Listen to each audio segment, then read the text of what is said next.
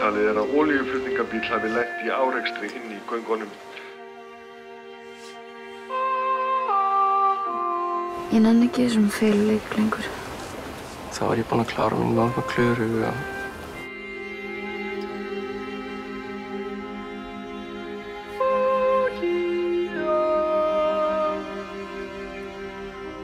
Löggan var að hringja mig og segja Diddi er...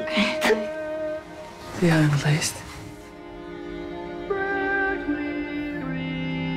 Ég verð að viðurkenna þegar Diddi sagði mér að vera komin stelpa í hljómsveitina og var í smá búð. En ekki fara að segja neitt við hana því það myndi gera allt bara svo miklu verra. Og ég veit ekki hvað ég á að gera. Ég var að missa kærastan minn, en ekki hún.